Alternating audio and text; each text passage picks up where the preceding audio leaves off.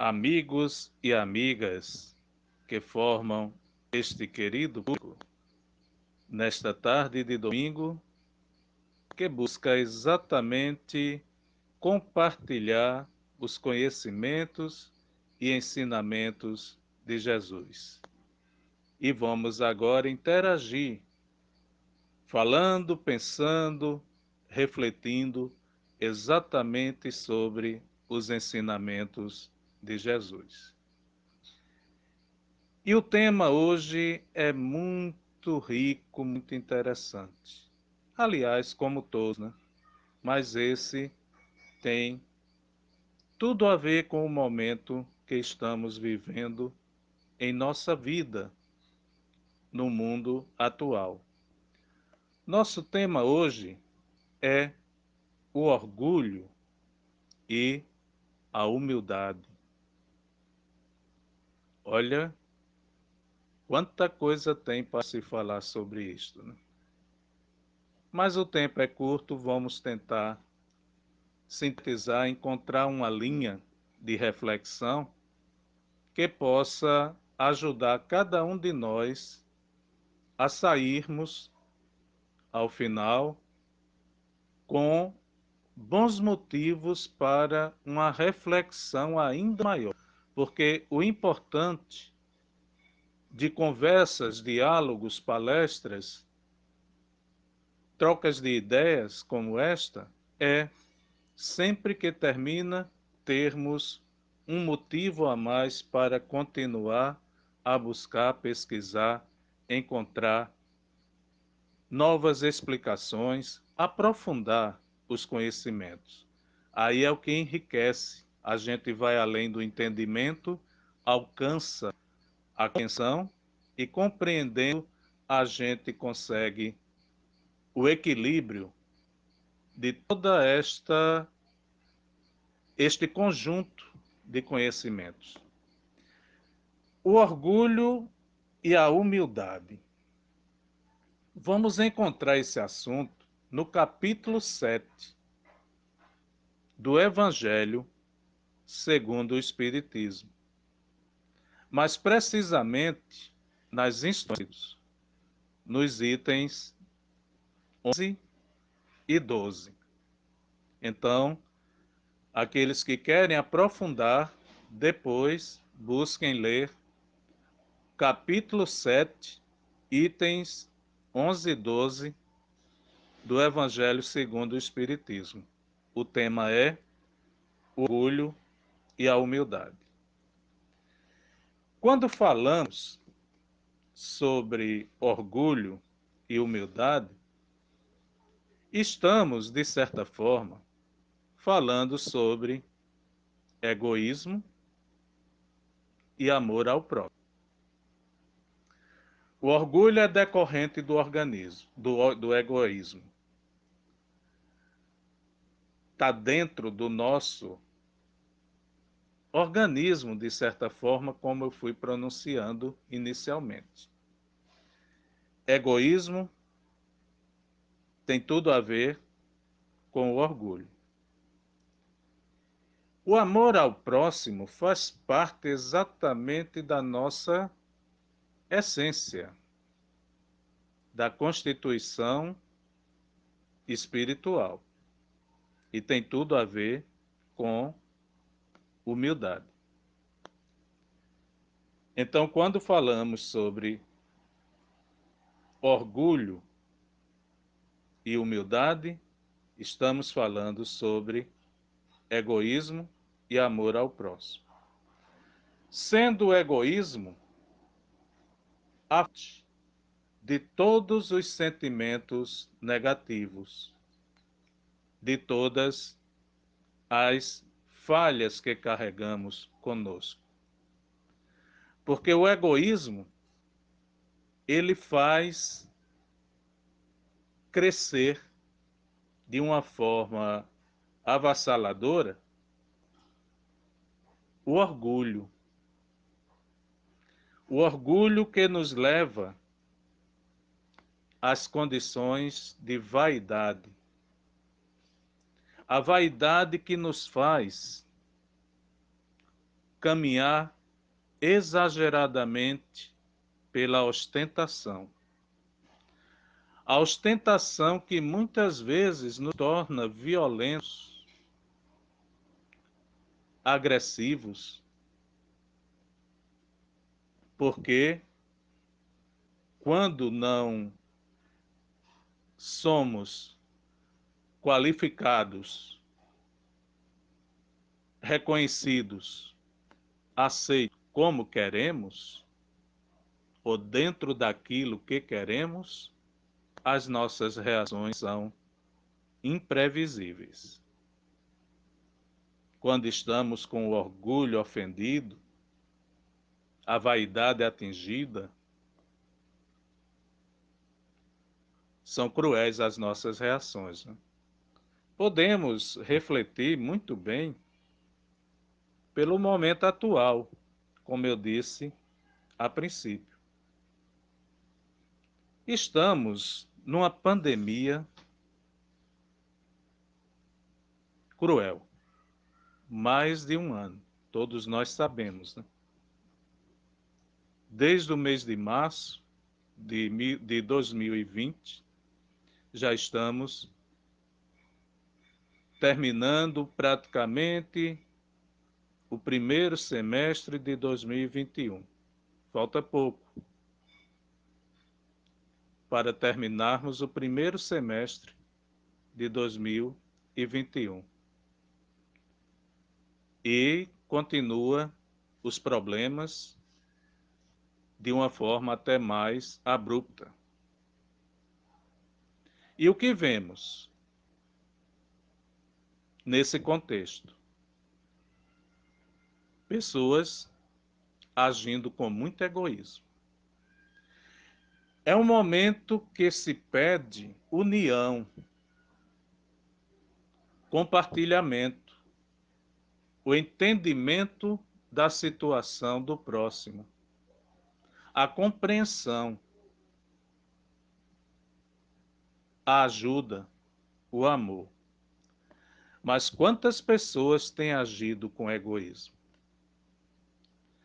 E este egoísmo tem levado muitos a uma situação de orgulho, onde este orgulho leva muitos a se posicionarem até contrários à própria realidade, a serem negativistas, a negar que está acontecendo e tentar mostrar aqueles, inclusive os que estão vivendo na pele a situação, a dor, de alguma forma, direta ou indireta, tentar mostrar que o problema não existe.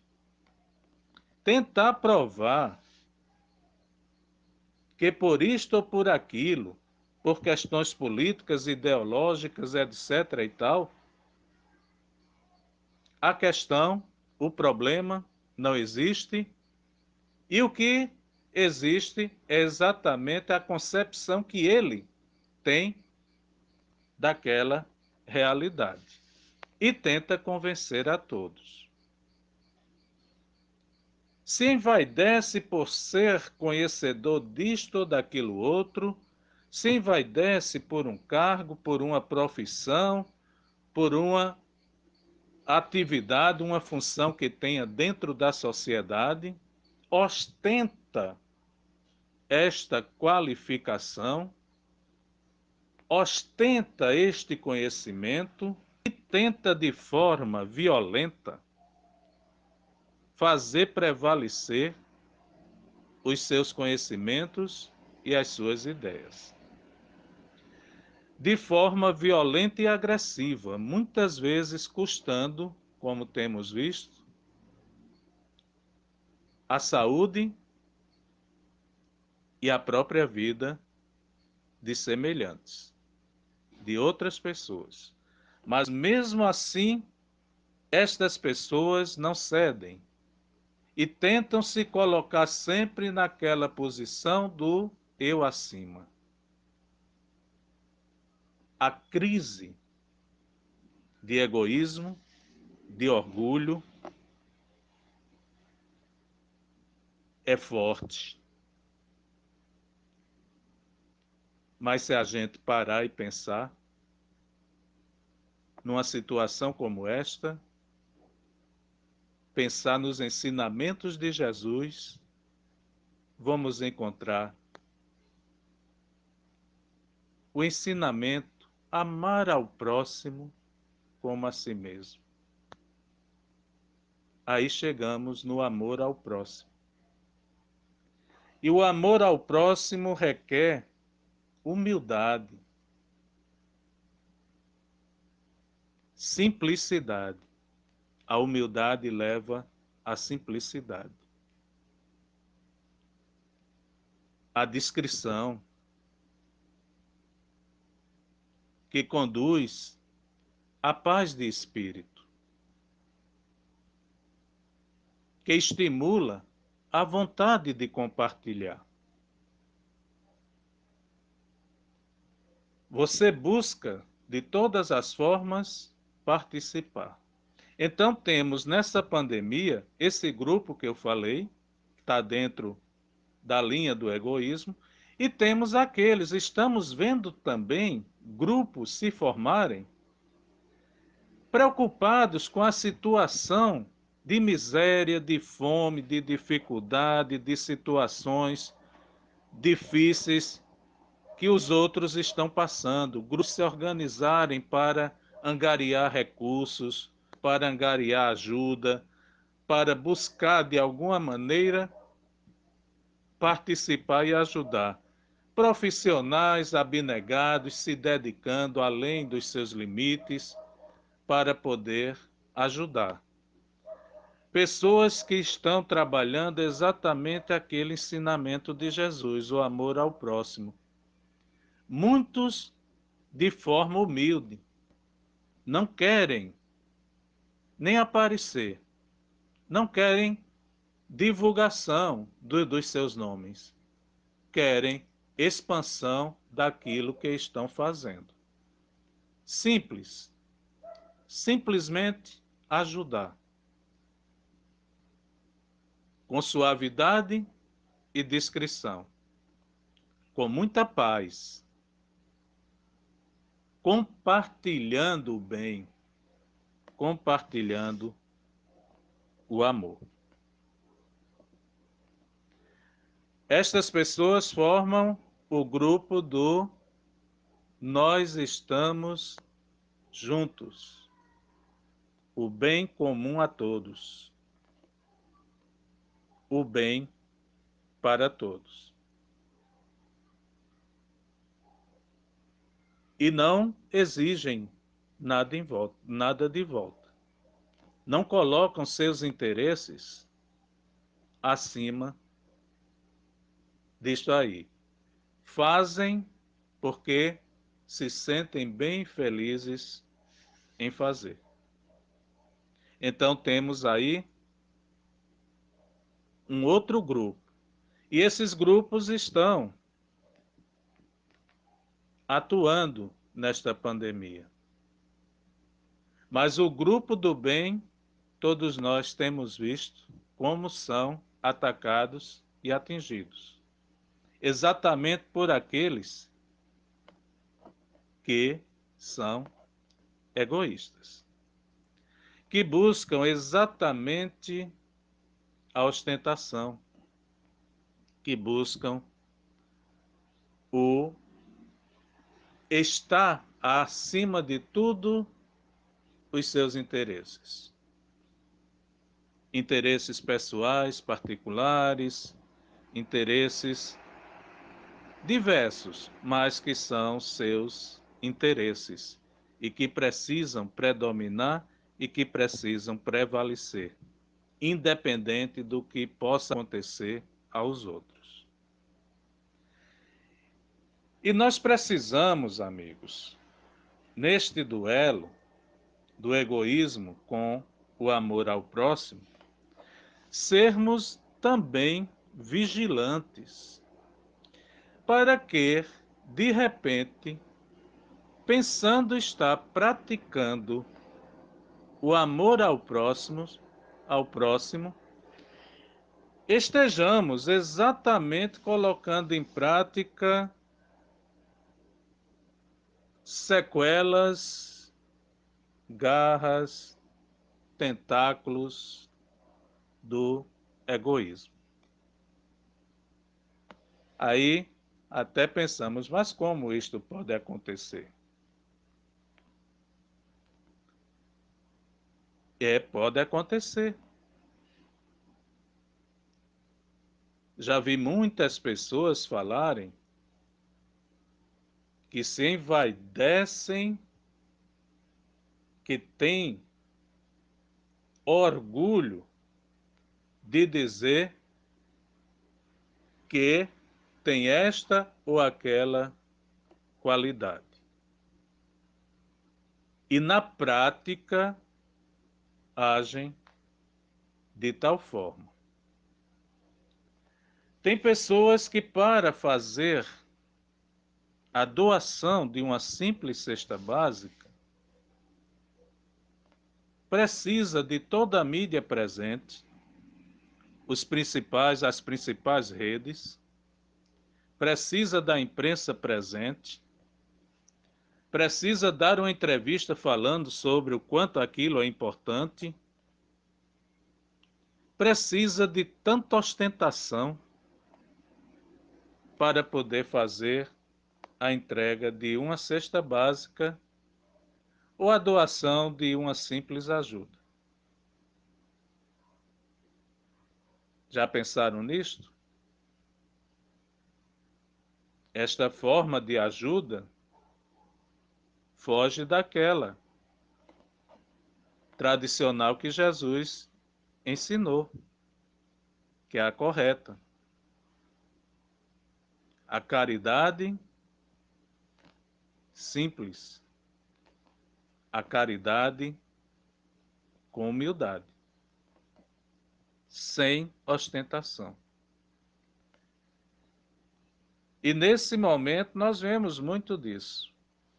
As pessoas aproveitando oportunidades para buscarem, de uma forma, muitas vezes até agressiva, destaques,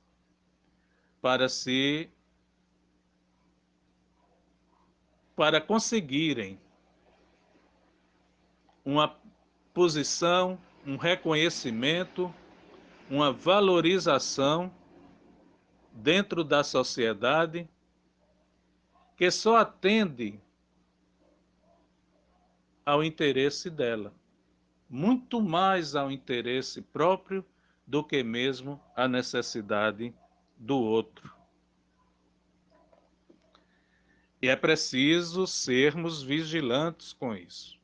Muito, muito vigilantes mesmo, para não cairmos nesta cilada. O amor ao próximo, que Jesus nos ensinou, é a humildade colocada em prática. Lembram dos trabalhos de Jesus? Lembram da ação de Jesus? Humilde, simples. Sabes dizer o endereço de Jesus? Não. Ele habitou na casa que pertencia a Pedro, que foi chamada a Casa do Caminho. Mas não tem registro sobre bens que Jesus possuía, interesses financeiros, sociais que Jesus tinha. Jesus praticava o amor puro, simples, na sua perfeição completa. Amar ao próximo como a si mesmo.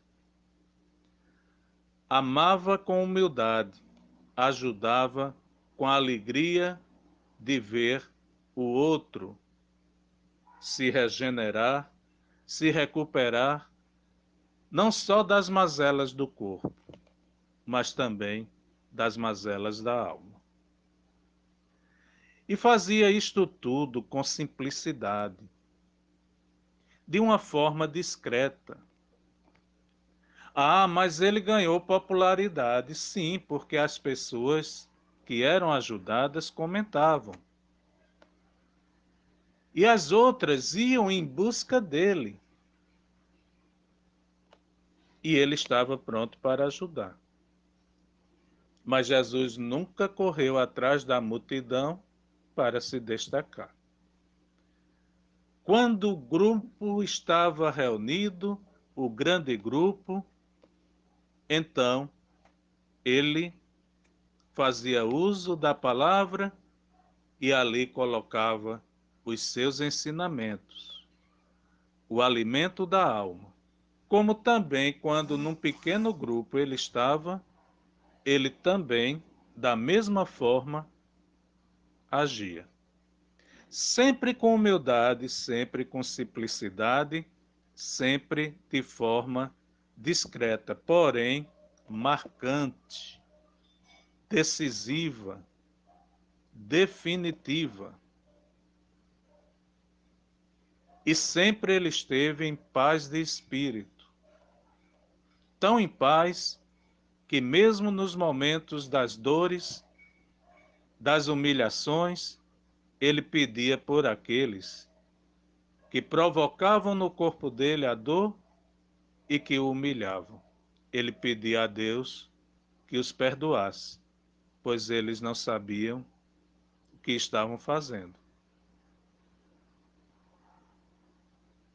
Paz de espírito, simplicidade, um amor imenso que ele carregava dentro de si, mas que não era somente para ele. Ele compartilhava, ele dividia, ele não usava só para o bem dele, ele dividia com todos. A alegria de Jesus era ver a alegria dos outros em volta dele. A grande preocupação de Jesus era saber que dentre tantos ali sempre existiam alguns a precisar dele.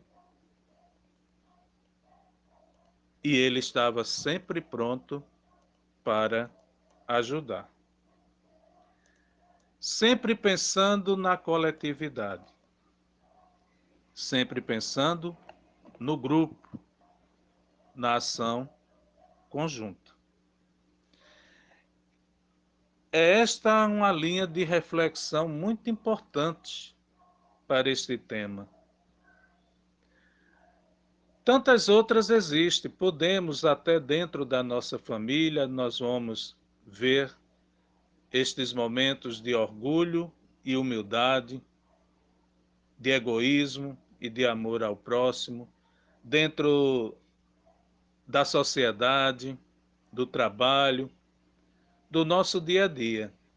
E principalmente dentro de nós, porque para superar este egoísmo e alcançar este amor ao próximo, esse grande trabalho começa dentro de nós, cada um fazendo a sua autoavaliação, cada um buscando fazer o seu próprio exame de consciência. Como temos agido?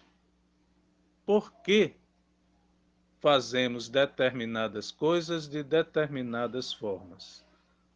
Onde estamos sendo egoístas e onde realmente estamos expressando nosso amor?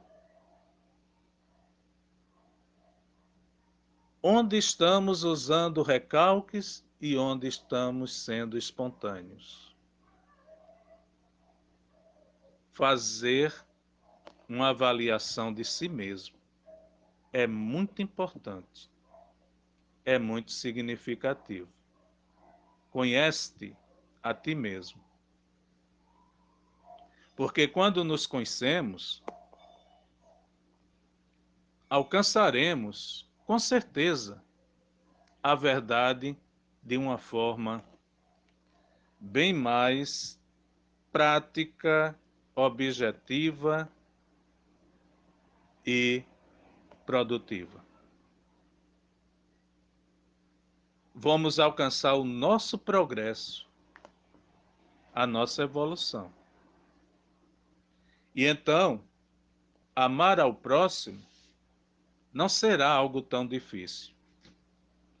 Será tão simples, tão natural, que de repente vamos nos ver fazendo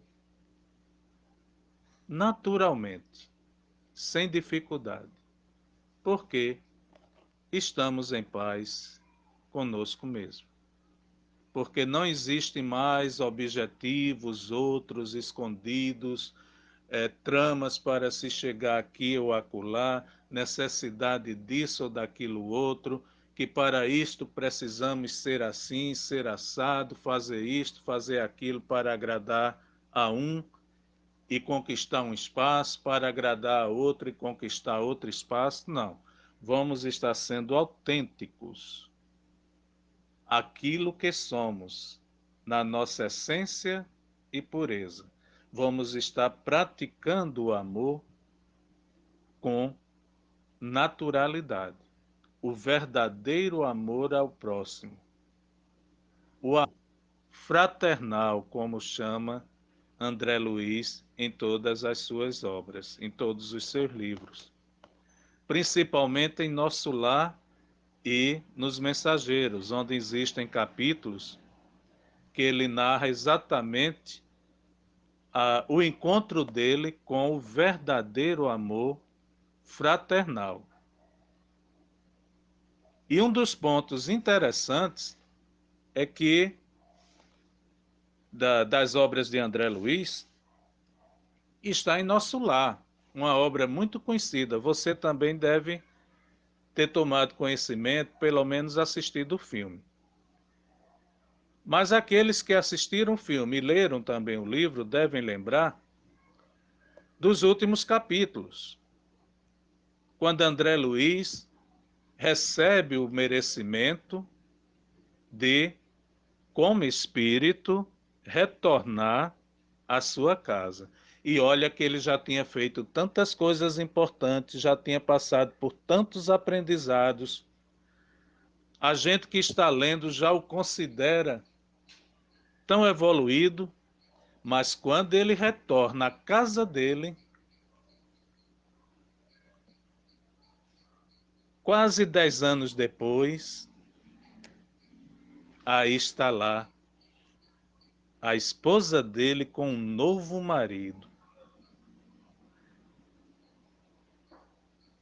A filha mais velha despertando uma sensibilidade que caminha para a mediunidade, sentindo um pouco a presença dele, passa a falar muito nele. E os outros dois filhos mais problemáticos, a filha caçula cética, não acreditava em coisas além da morte, e o filho problemático, criando algumas dificuldades.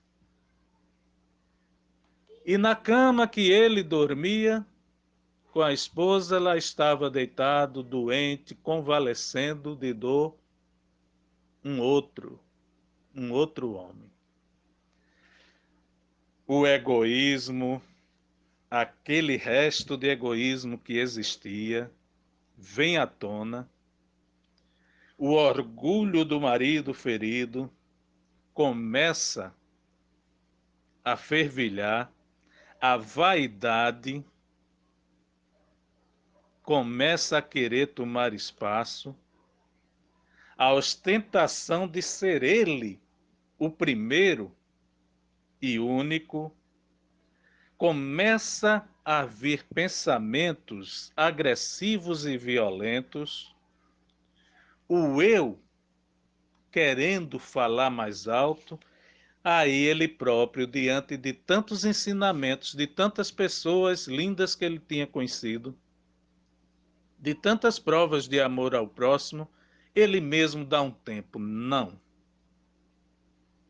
Eu preciso refletir. E ele busca entrar em reflexão. Na reflexão que ele faz, ele tem a humildade de ver que não foi um bom pai de família. Ele tem a humildade de reconhecer que até com os clientes dele, quando ele cobrava não fumar e não beber, ele próprio não praticava. E por isso adquiriu a doença que o levou ao desencarne. Ele tem a humildade de ver que na idade do filho, ele também havia cometido umas coisas não muito corretas. Ele participou de injustiças de uma maneira não muito certa.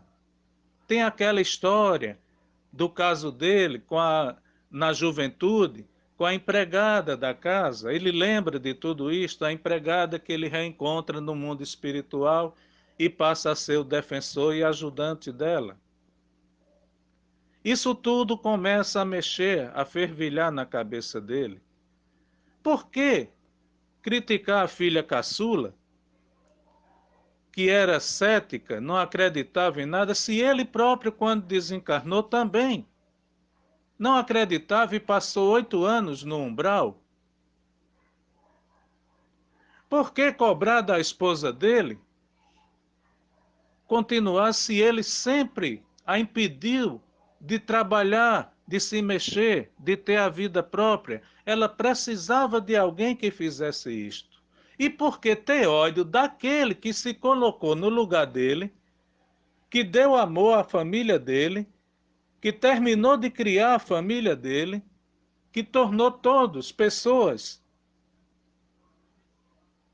decentes para a sociedade, e que agora, de tanto ter trabalhado, estava doente e precisando de ajuda. Lembram qual é a decisão dele? Socorrer e ajudar a própria família, começando pelo atual marido da ex-esposa dele, porque ele estava desencarnado e aquele tinha muito pela frente. E pela experiência que ele tinha como espírito, ele percebe que existia problemas espirituais e materiais. E ele começa uma luta imensa com os conhecimentos que ele tinha e com as pessoas que ele conhecia. Ele vai e pede ajuda e consegue recuperar, ajudar a recuperar a saúde do atual marido da esposa dele, da ex-esposa dele. E passa a partir daí a visitar a família com amor, amando a todos, inclusive o novo chefe da família material dele. Amor ao próximo, amor fraternal, amor sem limites, amor de uma forma consciente, sem recalques, sem orgulhos, sem vaidades, sem ostentação. Um amor que compartilha, um amor que divide em partes iguais, um amor que reconhece, um amor que entende, um amor que compreende, um amor que engrandece. O verdadeiro amor ao próximo que Jesus nos ensinou.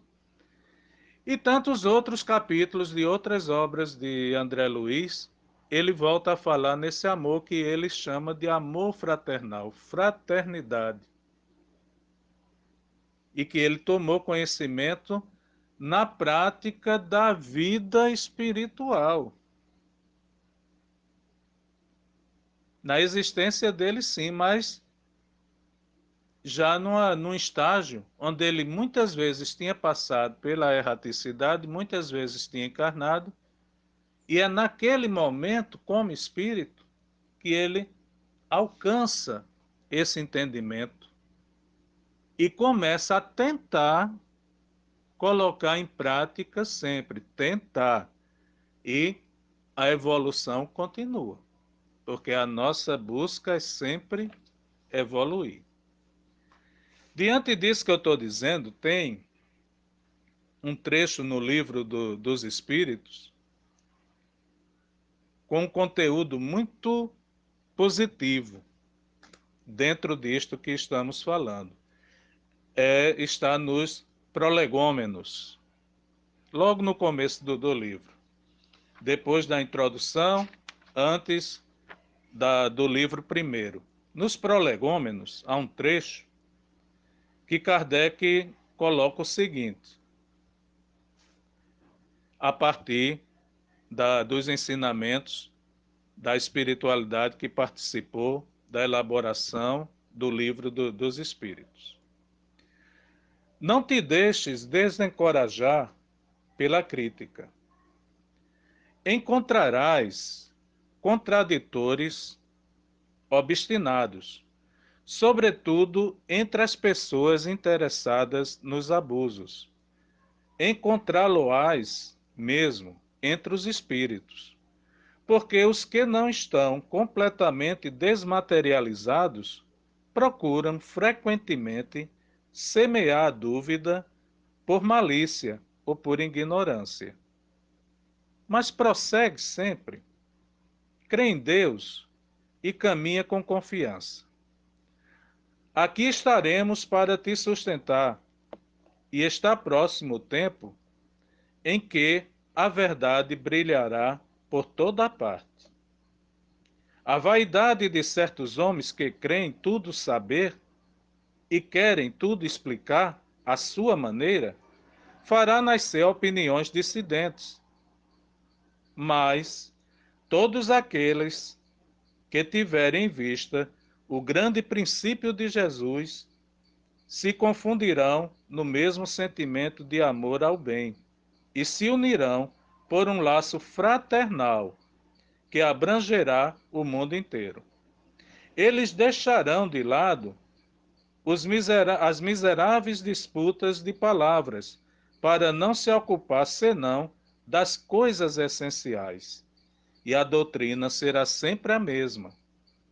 Quanto ao fundo, para todos aqueles que receberão as comunicações dos espíritos superiores. É com a perseverança que chegarás a recolher o fruto de teus trabalhos.